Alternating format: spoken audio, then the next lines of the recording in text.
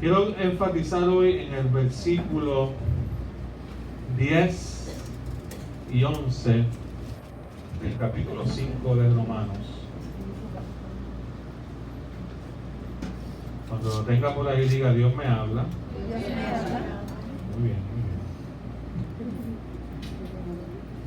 Dice la palabra del Señor: porque si siendo enemigos fuimos reconciliados con Dios por la muerte de su Hijo, mucho más, diga conmigo, mucho más, estando reconciliados, seremos salvos por su vida. Porque si siendo enemigos fuimos reconciliados con Dios a través de la muerte de su Hijo, mucho más, estando reconciliados, seremos salvos por su vida. Versículo 11 dice: y no solo esto, sino que también nos gloriamos en Dios por el Señor nuestro Jesucristo, por quien hemos recibido ahora la reconciliación.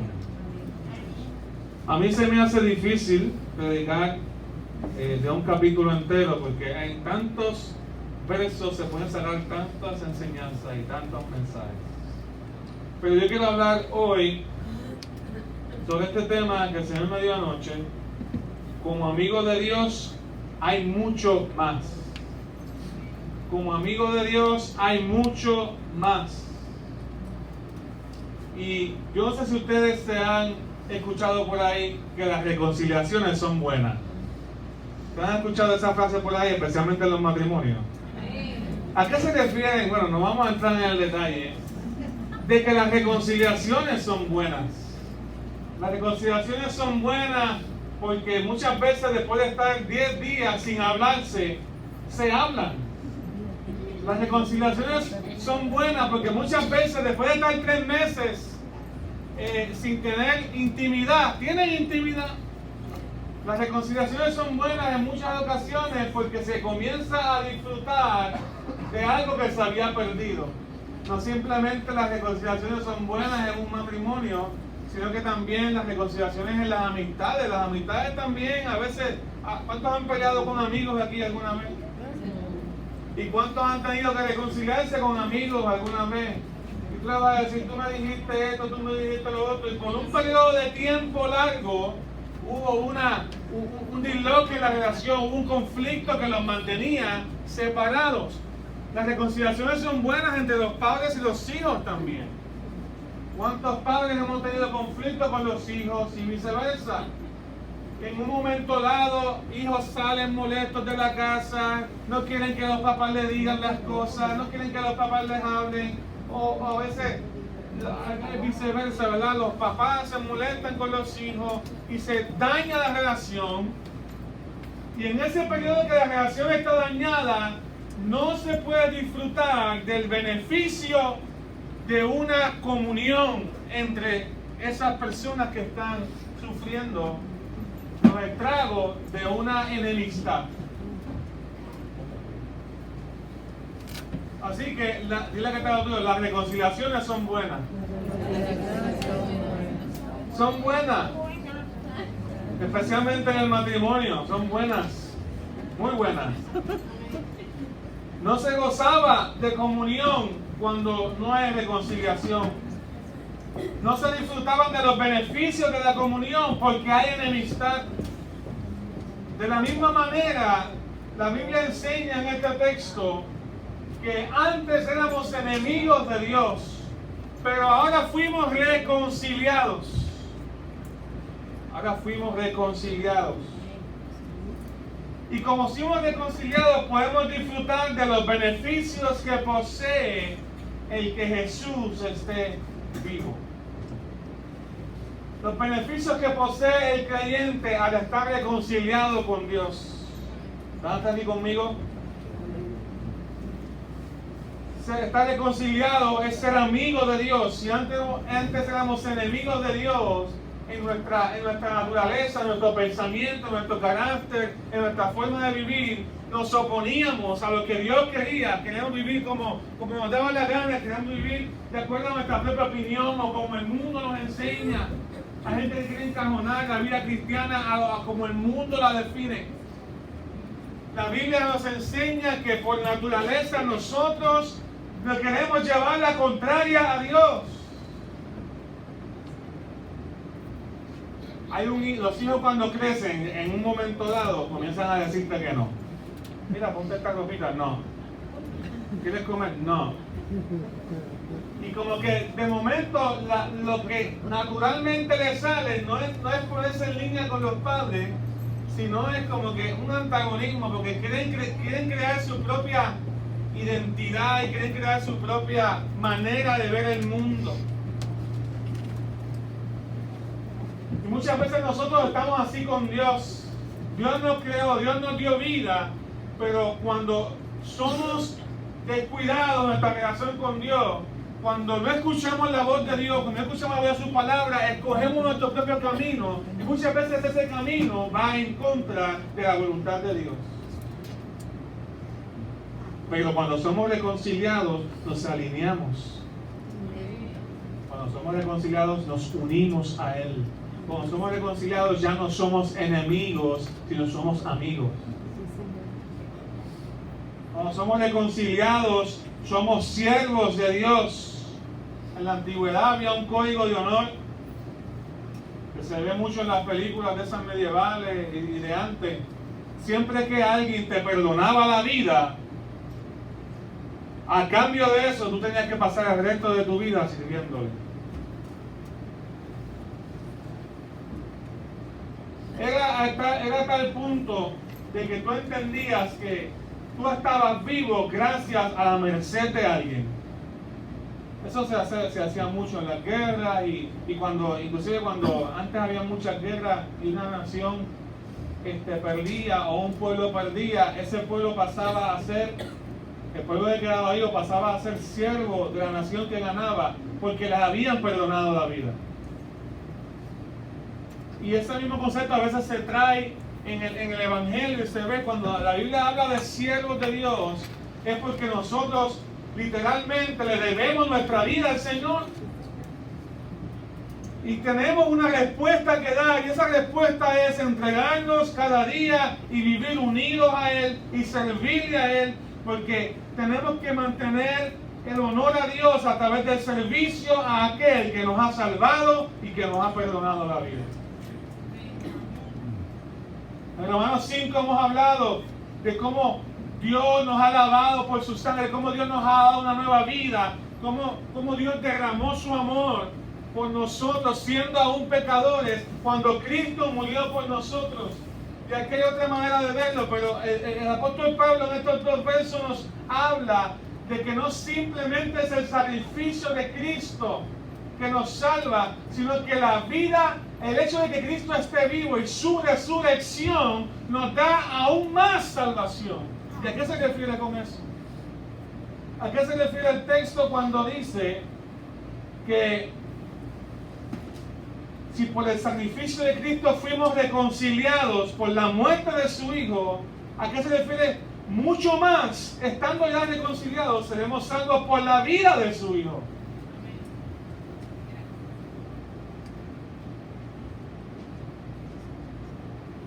Yo creo que se refiere a que si siendo enemigos de Dios, Dios llevó nuestro pecado. Si siendo enemigos de Dios, Dios en la cruz llevó mi pecado para reconciliarme con Él, ¿cuánto más Dios hará siendo yo amigo de Él? Lo voy a repetir otra vez.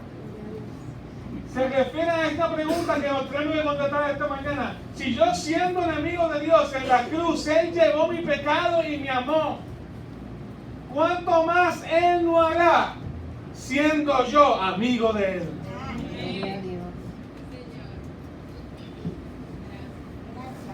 Si a través de su muerte fui unido a Él, a través de la resurrección y la vida continua y eterna de nuestro Señor Jesús, ¿cuánto más podré recibir de Él?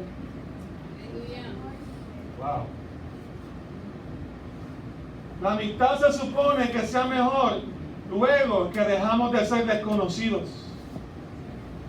El matrimonio se supone que sea mejor luego que comenzamos a vivir juntos. Hasta que mucho lo dañamos, ¿verdad? Pero se supone que vayamos creciendo en intimidad. Hermano, cuando tengo fe en el sacrificio de Cristo en la cruz, yo muero. Y cuando tengo fe en la resurrección de Jesús, yo recibo vida. Y Romanos 6 abunda más en este texto, especialmente el versículo 4, si me acompaña al 11, para que vea el concepto. No es solamente el sacrificio de Cristo lo que me salva. La figura central del Evangelio muchas veces se refiere y se ha puesto como que es la cruz. La cruz es la figura central en muchas ocasiones en el mensaje, pero la cruz es tan importante como la tumba vacía. La resurrección de Cristo hace también mucho por nosotros. El hecho de que Cristo murió nos salva. El hecho de que Cristo vive nos da aún más. Mira lo que dice para nosotros Romanos 6:4, porque somos sepultados juntamente con Él. Romanos 6:4, ¿lo tienen? Si que está al lado suyo no tiene Biblia, compártala. Porque somos sepultados juntamente con Él para muerte por el bautismo, a fin de que como Cristo resucitó de los muertos por la gloria del Padre, así también nosotros andemos en vida nueva. Yo no solamente me identifico con Cristo en su muerte, yo me identifico con Cristo en su vida también. En la cruz yo muero, pero a través de la muerte también resucito. Las decisiones que tomamos todos los días de creerle a Dios me dan vida. Versículo 5 dice, porque si fuimos plantados juntamente con Él en la semejanza de su muerte, así también lo seremos en la de su resurrección. Sabiendo esto, que nuestro viejo hombre, diga conmigo, diga su nombre ahí. Diga nuestro viejo santo. Vamos, diga nuestro viejo Junior. Si tiene un apodo, ponga todos los nombres que usted tiene, póngalos ahí, para que no se quede ninguno. Porque el viejo Junior fue, ¿qué? Crucificado juntamente con Él, para que el cuerpo, para que este esqueleto que tenemos de pecado sea que destruido y no tenga poder, no tenga autoridad, a fin de que no sirvamos más al pecado, porque o le servimos a Dios o nos servimos para nosotros mismos. Lo que se llama el pecado se manifiesta de muchas maneras, pero la raíz de todo es yo primero antes que Dios. Cuando yo busco la fama, cuando busco el dinero, cuando busco mi propia manera de servir a Dios, cuando busco mentira, es porque quiero sacar ventaja, cuando peleo porque quiero tener la razón, cuando el enojo y la ira me controlan, todo eso es porque yo quiero ser el que quiere estar primero, no Dios. Entonces no podemos servir más al pecado. Versículo 7 dice, porque el que ha muerto ha sido justificado del pecado. Si tú lo entregaste y tú te arrepentiste y moriste a tu orgullo y dices, Señor, yo te entrego mi vida, Dios te limpió de pecado. Y si morimos con Cristo, creemos que también viviremos con Él. Aquí no está hablando de la muerte física. En este texto está hablando de la muerte del yo, de la muerte espiritual, de la muerte que viene a través del arrepentimiento y el reconocimiento de que yo necesito la presencia de Dios en mi vida. Si yo muero con Cristo, si yo reconozco que Cristo pagó el precio de aquello que me separaba de Dios, del pecado, y Él murió en mi lugar, para que yo pudiese estar reconciliado con Dios. Si yo reconozco eso y me arrepiento de mi pecado pasado y de mi vida pasada, Dios me va a dar, que dice ahí, si vivo con Cristo, también voy a creer que viviré con Él, sabiendo que Cristo, habiendo resucitado de los muertos, ya no muere. La muerte no se enseñoreará más de él, porque en cuanto murió al pecado, murió una vez por todas, mas en cuanto vive, para Dios vive. Así también vosotros, considerados muertos al pecado, pero vivos para Dios, en Cristo Jesús, Señor nuestro. Así que cuando tengo fe en el sacrificio de Jesús, yo muero. Pero cuando tengo fe en la resurrección de Jesús, yo estoy vivo. Esa es la obra del Espíritu Santo. Esa es la obra de Dios en nuestra vida. La obra de Dios en nuestra vida es que reconozcamos que tenemos que morir, que reconozcamos que Dios es necesario, que reconozcamos que Dios quiere cambiar nuestro corazón y nuestro carácter. Y la obra del Espíritu Santo también va a ser vivificar mi vida, darme una nueva conciencia, un nuevo corazón, un nuevo deseo, un nuevo estilo de vida, una nueva fe en Cristo Jesús. Mientras muero, vivo. Todo porque Cristo está en mi vida. Hermano, el pecado corrompe todo. El pecado corrompe todo. Cuando Dios no es el dueño de mi vida y ocupo una posición política, miento. Pero no solamente los políticos son los únicos que pecan, porque aquí a veces el pueblo se cree el más santo. Diga amén o diga ay o diga algo. ¿De dónde viene la corrupción? ¿De dónde nacen estos políticos? ¿De dónde surgen los líderes que estamos colocando? De nosotros mismos.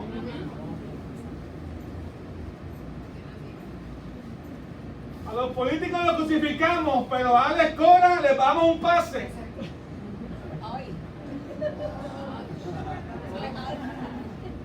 Porque el entretenimiento es nuestro ídolo también.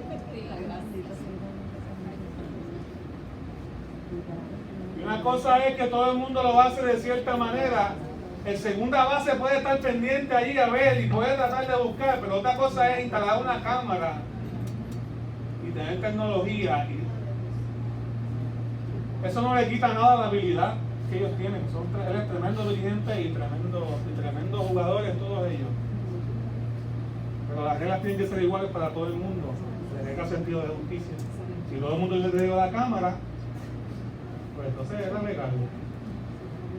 Pero eso no es la regla. Mire que sí, eche para adelante, que se arrepienta y eche para adelante y que siga haciendo lo mejor. Él lo va a hacer bien y esta se va a levantar más fuerte en el nombre del Señor.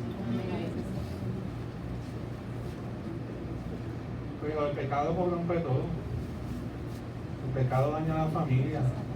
El pecado destruye y separa a la gente. Pero sobre todo el pecado afecta mi relación con Dios. Y por eso es que nos tenemos que convertir.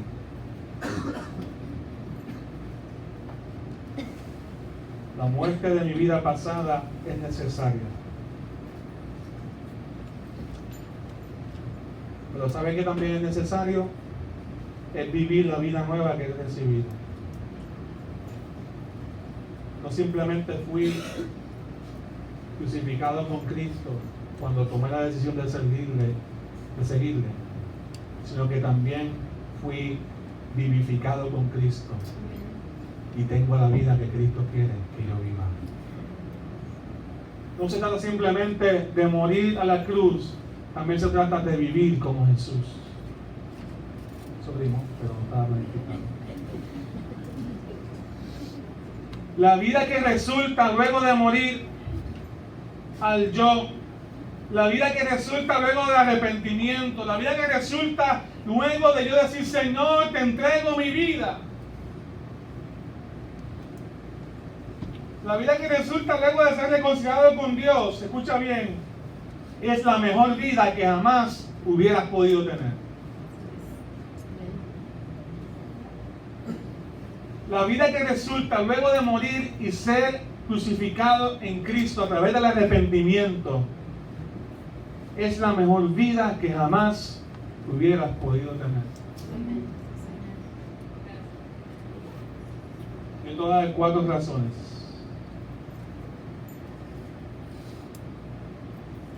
soy mucho más salvo. Soy mucho más salvo por la vida de Jesús.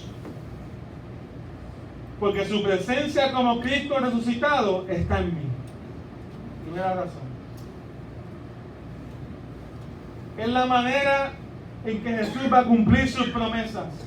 Si Jesús hubiese estado en la cruz, hubiese pagado el precio de mi pecado, gloria a Dios, pero Él no se quedó en la cruz. Él ahora habita en el creyente a través de la presencia predilecta, como dice mi papá, del Espíritu Santo. Él habita en el corazón de aquel que le invoca. Cristo se manifiesta como una presencia activa y real y presente en nuestras vidas, dejándonos saber que Él no se quedó en una cruz, sino que está vivo. Si por su muerte fuimos reconciliados, mucho más seremos salvos por su vida. Una conciencia, una iglesia que cree que Cristo está muerto, es una iglesia perdida. Una iglesia que Cristo no está presente es una iglesia que no tiene fe.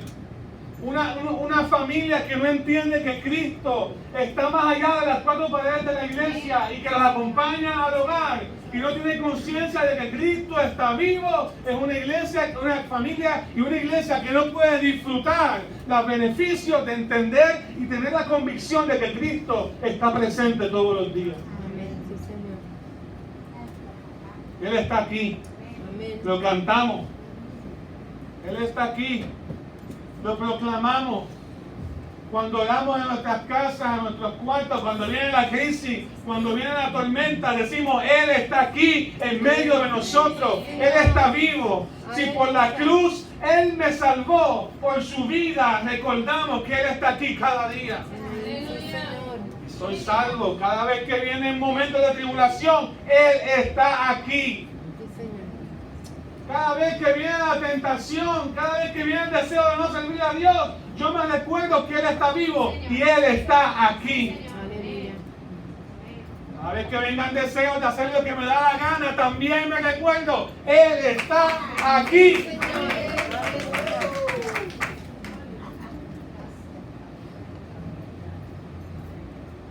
Soy mucho más salvo, como dice el texto, Él está aquí.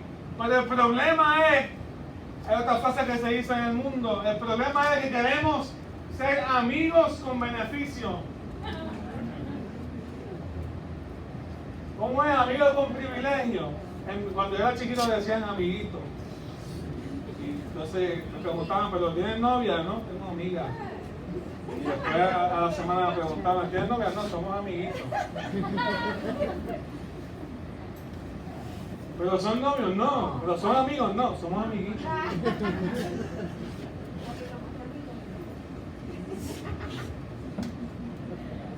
Quiero los beneficios sin tener que morir. Es como que quieres seguir casado con vida de soltero. No se puede, hermano. En alguna la va a embargar. En algún momento a alguien le va a hacer daño y en algún momento se va a dar cuenta que se está hiriendo a usted mismo.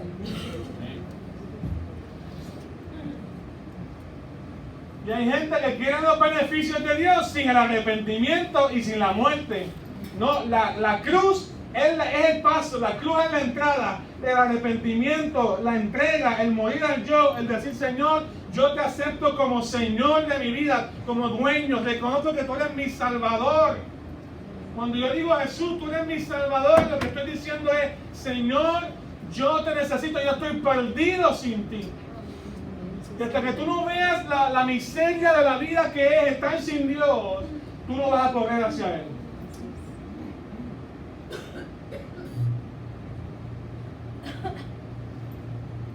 Pero la cruz es la entrada, pero cuando yo me doy cuenta que Jesús está vivo y que por su vida soy mucho más salvo, como dice el texto, no se trata entonces de qué bueno disfrutar, pero qué bueno también es morir. Con Dios es asunto de amigos con beneficio. Dios te bendice como quiera, Pero para que tú puedas entrar en la relación correcta que Dios quiere con Él, date cuenta de lo mucho que te ha bendecido. Arrepiéntete de tus pecados. Mira la cruz y entra por la cruz. Dice amén. ¿Alguien dice ay? Él está aquí. Recibo una conciencia. Recibo convicción de presencia de Jesús en la tierra, en la persona de Jesucristo. Su realidad en mi vida diaria se vuelve cada vez más segura porque Él no está en una cruz, sino que Él está vivo. Segunda razón, soy mucho más salvo por la vida de Jesús, porque ahora Él intercede y media continuamente mi vida ante el Padre.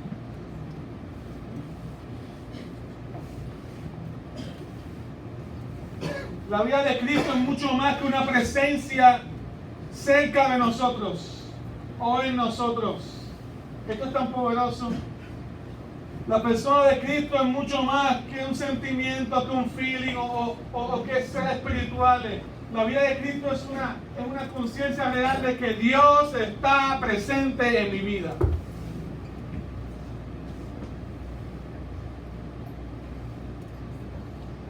Pero también es mucho más que una presencia, también es reconocer que no simplemente está cerca de nosotros, sino que también está representándonos a nosotros ante el Padre. La Biblia enseña que solamente hay un mediador entre Dios y los hombres, Jesucristo. Y eso lo hemos dicho muchas veces, que se nos olvida el poder y el significado que tiene eso. No es María, no es un santo, no logramos a los hombres, logramos a Jesús. Porque Él es quien me representa ante el Padre. La Biblia enseña que Cristo resucitó, y cuando resucitó, dice esa palabra que Él está sentado a la diestra del trono. Lo que quiere decir eso es que Él está a la presencia continua de Dios.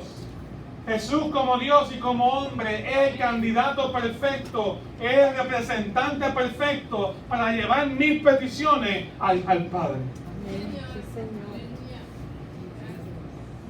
Como sufrió como hombre, como nos conoce, la Biblia nos dice en Hebreos capítulo 4, versículo 16, dice que tenemos un sacerdote, que es básicamente un ministro, un mediador ante el Padre, que sabe compadecerse de nosotros y de nuestras debilidades. Así que soy mucho más salvo por el hecho de que Cristo está vivo. Y una de las cosas que me da gozo y alegría de que Cristo esté vivo es que tengo un representante ante el Padre abogando y orando por mi vida.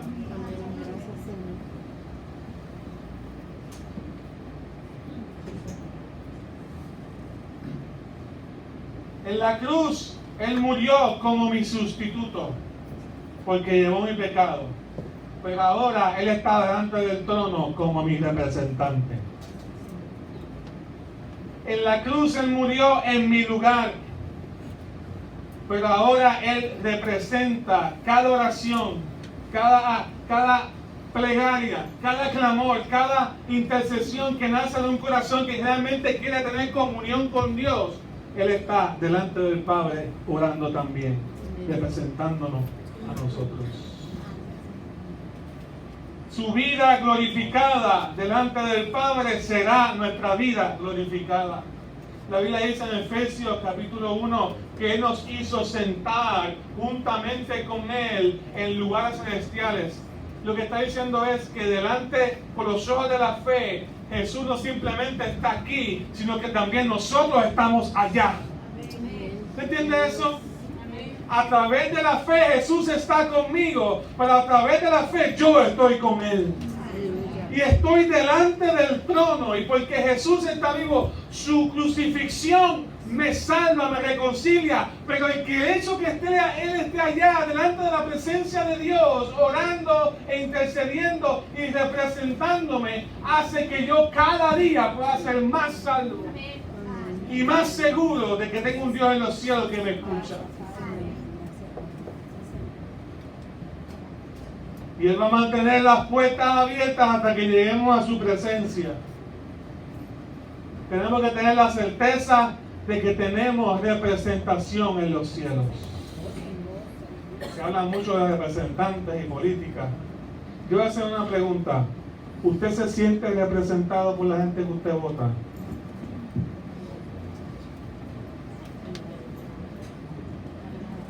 Estoy aprovechando que están en la versión para hacer conciencia. ¿Usted se siente representado por la gente que usted vota? ¿Y por qué vota por ellos? ¿Cuál es la labor de un representante? La labor de un representante es llevar tu queja, o llevar tus ideas, o llevar tus proyectos, o que el pueblo se organice y a veces hasta recogen firmas y le llevan una petición ante aquel que los representa, que tiene un voto, que tiene un poder, hablando terrenalmente del gobierno terrenal. Y en una democracia ese representante tiene un poder político, pero ese poder político lo da aquel que escogió a través del voto a esa persona para representarlo. Se supone que el representante trabaja ¿para quién?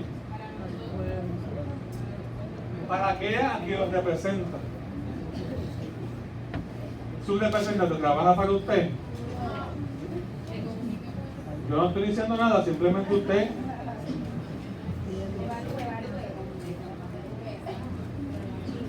Usted sabe que mucha gente no hace uso de esto, porque usted sabe que usted puede llamar a su representante. Usted sabe que cada vez que hay una votación y se va a llevar un proyecto a vistas públicas o se va a llevar a votación un proyecto para ser aprobado por ley, usted puede llamar a su representante. Pero la gente no lo hace porque no tienen un recurso que no utilizan. Si hacemos eso con lo que vemos, ¿cuánto más lo dejamos de hacer con el cielo? Tenemos un representante en el cielo, delante del Padre. Este representante no nos va a ignorar. Este representante no se va a dar la vista larga. Este representante ha pasado por sufrimientos y por dolor y por problemas en la vida y venció la muerte y venció en la cruz y está vivo. Este representante es Jesús. Él es el mediador. Con su muerte me salvó, pero el hecho de que me esté representando cada día me da más seguridad de salvación y me da más oportunidad de afianzarme en mi fe y asegurarme de que mi oración y mi comunión con Dios es real cada día. ¿Me está entendiendo, hermano? Me está dando de política. Lo que estoy diciendo es que tengo certeza de que en el cielo estoy representado. No porque Cristo está en la cruz, sino porque Cristo tiene vida. Amén. ¿Están entendiendo un poquito? Si Cristo solo hubiese muerto por mí y ya, no tuviese representación en los cielos. Pero tengo representación en los cielos. Tercera razón. Soy mucho más salvo por la vida de Jesús, porque fluye vida continua del Espíritu Santo hacia mi vida, porque Él está vivo. Soy mucho más salvo porque Jesús está vivo, porque Él es dador de vida. Si usted lee Romanos capítulo 5, se habla del primer Adán y del segundo Adán. En el primer Adán, cuando Dios creó el hombre y la mujer, estaba la semilla de la humanidad. En Cristo también estaba la semilla divina de la humanidad. El primer Adán fue un alma viviente, dice Génesis. Pero el segundo Adán, que es Cristo, fue un espíritu que da vida. Jesús dijo, el que tenga a mí, yo soy el camino, la verdad y la vida. Jesús dijo, el que quiera vida, venga y coma mis palabras. Jesús dijo, mis palabras son espíritu y son vida. Jesús es el dador de la vida. El primer Adán introdujo la muerte, el segundo Adán introdujo la vida. Jesús siempre está a mi lado y siempre está al lado de Dios. Siempre está recibiendo del Padre y transmitiendo a aquellos que le recibieron lo que el Padre quiere impartirles. Yo recibo vida de parte de Jesús todos los días, aun cuando no deseo seguir. Él no simplemente me da vida, sino que Él sostiene mi vida. A ese punto. Recibo vida cuando siento que estoy muriendo espiritualmente. Recibo vida cuando el pecado me agobia. Recibo vida cuando estoy en temor. Recibo vida en medio de la crisis, en mi debilidad. Recibo vida de manera continua. Recibo aliento, recibo esperanza. ¿Por qué? Porque Jesús no está en la cruz. Jesús está vivo y Él es el dador de la vida. De manera continua recibo vida, aliento, esperanza. Si por su muerte soy salvo, por su vida estoy seguro de que Él va a perfeccionar su obra en mí hasta completarla. Aleluya.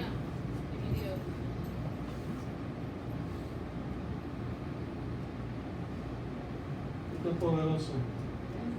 Cuando yo entiendo, como dice Efesios capítulo 1 y también lo leímos en Romanos 6, cuando yo entiendo que el mismo Espíritu de Dios que levantó a Jesús de los muertos, dice la Biblia que el mismo Espíritu que lo resucitó es el mismo Espíritu que habita en mí. Aleluya.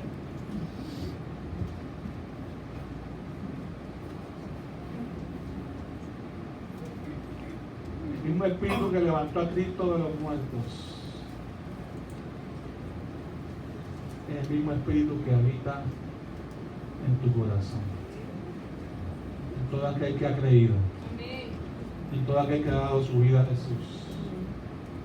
Por eso es que si Jesús está en tu vida, el cambio, la felicidad, el gozo, la vida de Dios se debe notar en tu vida, tarde o temprano. Algunos se tardan un poquito más, yo lo sé, pero tarde o temprano debe ser una vida llena de gozo y de alegría, no por ausencia de problemas, no porque la vida sea fácil, sino porque la presencia de Dios es real y Jesús está dando vida cada día. Dios va a perfeccionarme y en cada área de mi vida donde la muerte y el pecado hizo su estrago, Él va a tocarla y va a darle vida. Empezando por mi carácter. Yo quiero que Dios le dé vida a mi carácter. Que me ponga el carácter de Él y que quite el mío. No conocieron al Junior de 17, de 16, 18 años, de los nuevos, los primeros años en el ministerio de adoración. Y uno era terrible. Pero Dios siguió dándome vida. Siguió transformando mi carácter. Muchos de ustedes tuvieron la paciencia de Dios conmigo.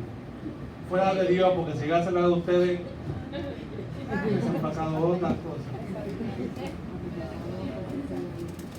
Muchas veces hemos querido, y digo hemos porque sé, y lo he escuchado de muchos, hemos querido abandonar la tarea o la encomienda. Muchas veces hemos querido dejar a un lado la fe. Muchas veces hemos querido simplemente rendirnos, pero Dios vino y nos dio vida. Amén. ¿Por qué? Porque que tenemos a alguien que está vivo en nosotros. Aleluya. Si por su muerte somos salvos, mucho más seremos por su vida. Amén. Cuando no tenemos fe, Él nos da fe. Y cuarta razón, soy mucho más salvo por la vida de Jesús. porque estoy unido a toda la familia de Dios y ha recibido vida también. Soy mucho más salvo por la vida de Jesús, porque estoy unido a toda la familia de Dios que ha recibido vida. Y eso se llama la iglesia. Yo sé que a veces tenemos este concepto de la iglesia. Sí, la iglesia es un hospital, gloria a Dios, la iglesia es un hospital. Aquí hay sanidad, aquí hay quebranto, hay dolor, aquí yo no quiero gente perfecta, aquí venimos, expresamos de distintas maneras el pecado que en nosotros se va a ver, pero la obra la va a hacer el Señor. Pero la iglesia no es simplemente un hospital, la iglesia es el lugar donde Jesús se hace visible. O no decimos que la iglesia es el cuerpo de Cristo. Esto es poderoso, ¿verdad? Entienda eso, ¿verdad? A veces nuestra doctrina de la iglesia está tan contaminada. La iglesia es el lugar donde Jesús se hace visible. La iglesia es el lugar donde Jesús se hace visible. Los manos de Jesús, los pies de Jesús, la boca de Jesús, el corazón de Jesús se debe hacer visible en la iglesia.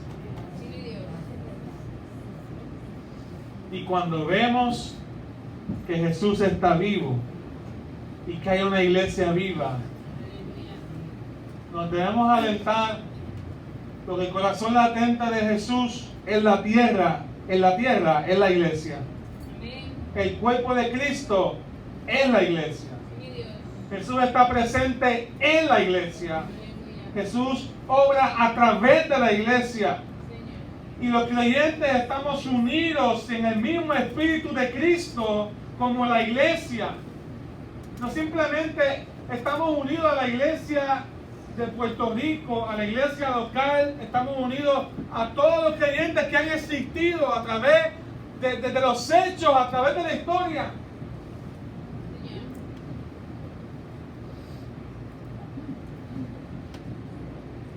Que han llevado el evangelio, que han dicho sí Señor, ellos son parte de la iglesia y ellos ya nos están esperando, muchos de ellos allá en el cielo y en la eternidad. Pero lo que hace la iglesia tan relevante en este tiempo para nosotros es que la iglesia es el cuerpo y la voz visible de Jesús en la tierra. ¿Por qué Dios escogió a seres humanos imperfectos, los congregó en un lugar, les puso un mismo sentir, un mismo propósito, puso sobre de ellos la presencia de Dios en el Espíritu Santo? ¿Y por qué la llamó iglesia? ¿La llamó su cuerpo? Esa es una buena pregunta que podemos hacerle a él. Quizás hubiese sido mucho más fácil que Jesús hiciera todo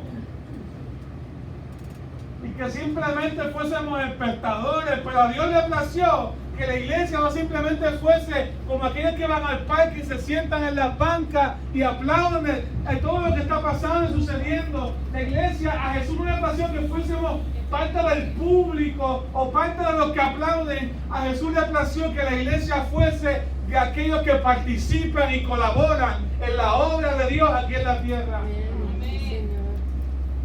A Jesús le plació que así como Él sanaba a los enfermos y oraba y reprendía demonios y las tinieblas no podían prevalecer, a Jesús le plació que cada uno de nosotros tuviésemos la experiencia de tener autoridad sobre la muerte y sobre el enemigo y poder proclamar la vida eterna en cada área de nuestras vidas.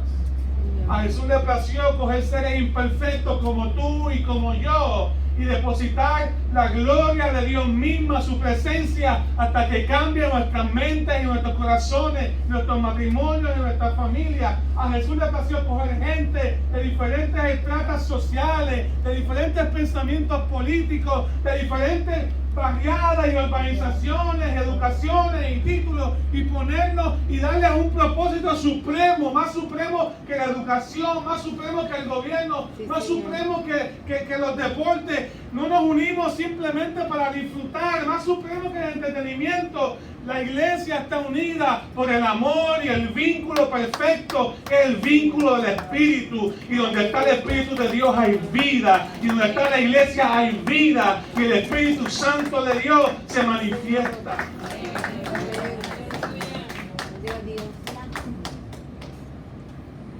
Somos las manos y somos los pies de Jesús.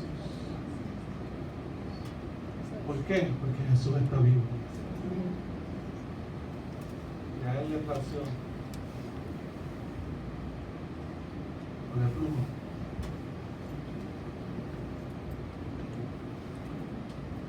que el sueño de Dios de reconciliar al mundo, escucha bien, el sueño de Dios de reconciliar al mundo con Él, que nosotros participáramos con Dios en esa obra. Yo creo que la iglesia todavía es relevante. La iglesia todavía es esencial.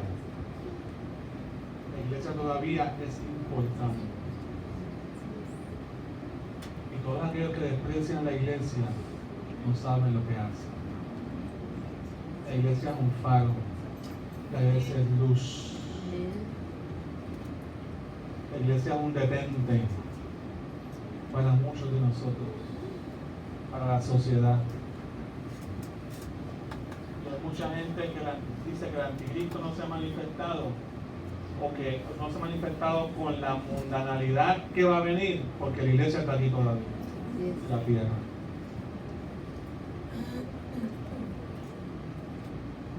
Pero el día que se saque la presencia visible de Jesús aquí en la tierra, aquí en la iglesia, ese es el día que se acabó esto y Cristo viene a restaurar todas las cosas.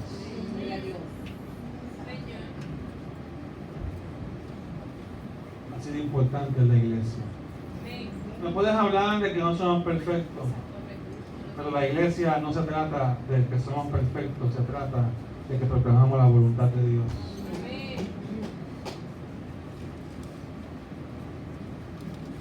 La iglesia del Señor es relevante todavía. La iglesia del Señor no es una organización. La iglesia del Señor es un organismo. Es vivo. Es vivo. ¿Tú no entiendes eso? Lo más importante no es una estructura. Lo más importante no son las paredes. Lo más importante no es el techo donde nos reunimos cada domingo. Lo más importante es que tú entiendas que la iglesia es un organismo vivo y que la sangre de Cristo,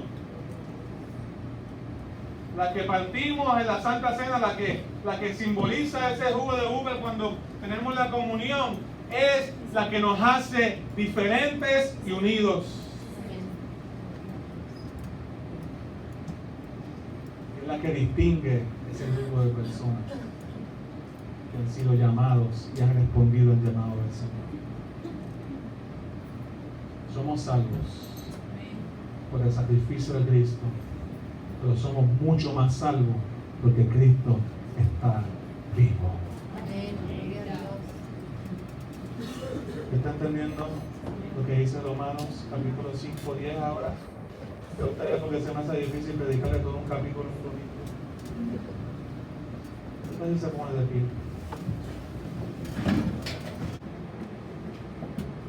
Yo no sé qué va a pasar. En una semana hemos tenido tantas noticias que pudiéramos decir difíciles, pudiéramos decir negativas. Puerto Rico está en el proceso. Es necesario que despertemos, que la iglesia despierte. Gloria a Dios por todos aquellos que han ido a bendecir y ayudar, porque también la iglesia está para eso. Pero la marca del creyente es que le pertenece a Dios y que es las manos la voz, los pies de Jesús aquí en la tierra. La iglesia sigue siendo relevante.